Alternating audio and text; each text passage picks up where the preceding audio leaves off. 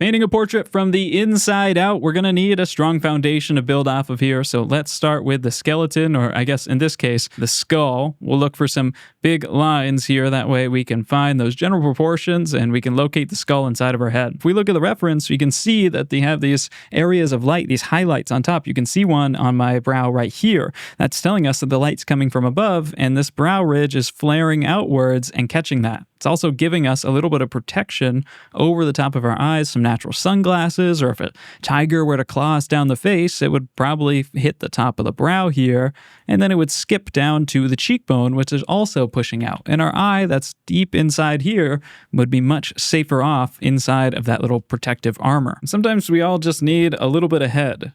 Specifically, a skull for reference is pretty helpful. To be honest, guys, I actually really don't think that the muscles are all that important to learn for the face at all. I actually really don't know them very well because most of them are pretty thin and they kind of just sit on top of the bones. You see the bones poke through the surface. All the little pits and notches on the skull are not there by coincidence. They're little areas for muscles to insert into and wedge out of, and everything is just brilliantly engineered through millions of years of trial and error. But hopefully you don't need millions of years to get good at art because you can just practice with intent and you'll find these skills much, much faster. Let's give her those beautiful hazels that she has. Ain't she pretty?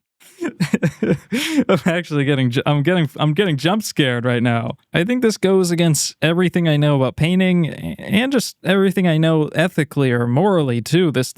I don't think this is right. Send it a turkey. Let's get some plugs in there. Okay, now that I've really started to reduce some of this information down, I can actually see some of the proportional mistakes. I can see the patterns and the shapes and how they stack up with mine versus the reference, and it's a mess. It's a complete mess. There's just way too much information to be able to handle at the same time before. All right, I had to do a little bit of reconstructive surgery, but if I wanted to make this accurate, I would just start over and not do it this way, really.